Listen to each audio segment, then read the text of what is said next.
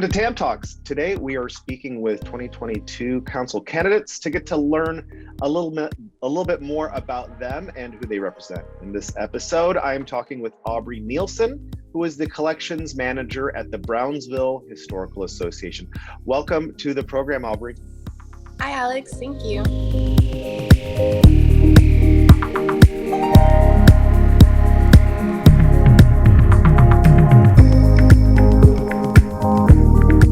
All right, Aubrey, let's get started. Can you let us know how you got into museum work? Sure. So I began working in the museum field 5 years ago.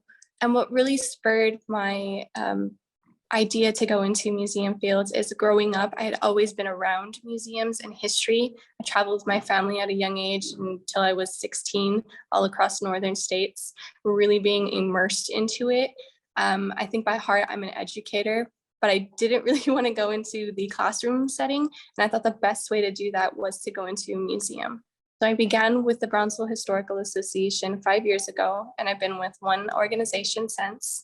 And that's kind of really how I got into the field. I walked in starting off at the front desk, and I progressed through the ladders as the event programming coordinator. I went through rentals, and now I'm the collections manager.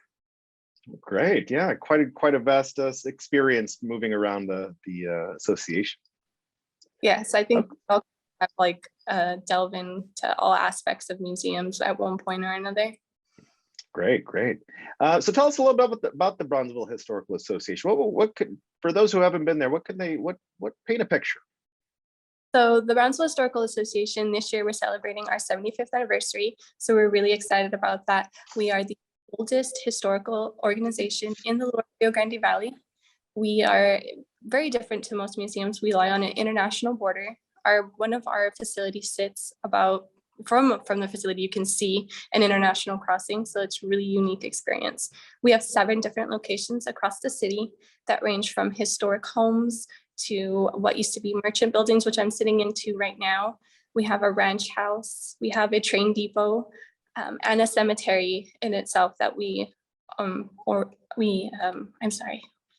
take care of as well. Great. That's quite an inventory. So we're wanting to learn a little bit more about the candidates and how they kind of see the museum world and why they think why they might be a good fit for TAM Council. So let's go ahead and get started on kind of your thoughts around kind of the state of the museum world. Given the current uncertainties in Texas and across the United States, what do you see as a museum's greatest challenge? And what are your ideas for moving the museum profession forward? I think that's a really good question. I think for most part right now, a lot of museum professionals are really looking towards how the pandemic is affecting their organization. And the fact that a lot of museums have been closing their doors as a result of the pandemic. So what we're really trying to focus on, that challenge, is how do we still address our audiences either the same way that we had, or what are we doing beyond that to continue to address those diverse audiences or larger groups, even though our doors are still closed? And I think that's one of the challenges. I know I can speak on behalf of the BHA that we have faced, because where we lie, we are actually the poorest county in the nation. And as a result, a lot of our individuals that would normally come to the museum, either they don't have transportation or they don't have access to internet.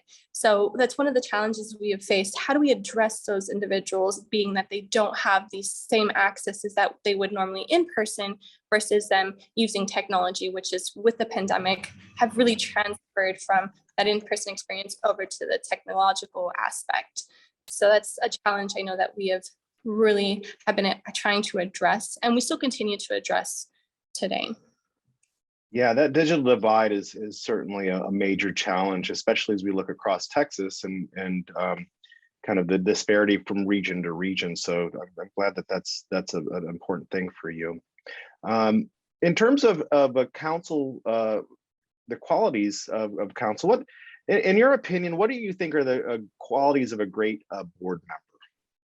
I think one of the best qualities a board member can have is that passion.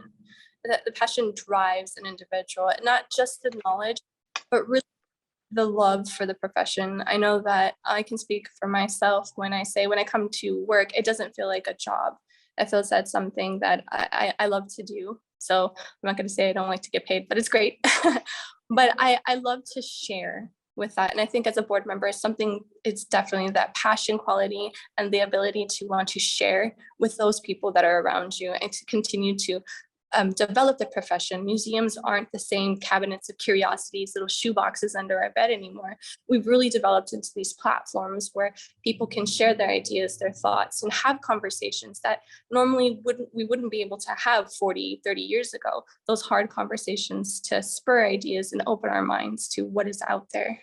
So I think that as a board member, those qualities are really important. Great. Yeah. Passion and enthusiasm are really great aspects of a council member. I appreciate the spirit our council brings to our work together. So finally, I'd like, the last question is kind of a pitching yourself. Why do you think you'd be a good fit for TAM Council? I think that I would be a good fit for TAM Council because I've kind of started, like most people, at the bottom, and I have this overall vision of what the museum profession should be and how we're going.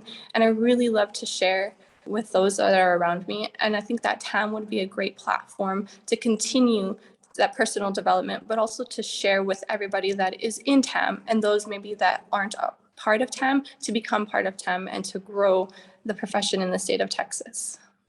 All right. Great answer. Thank you, Aubrey. And you heard it here, folks.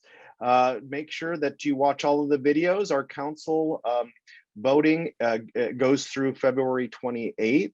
Make sure you watch all the videos and do your research and make sure that you select a candidate that most represents you or your vision for moving our association forward. So thank you for your time today, Aubrey, and we'll see you soon. Thanks, Alex.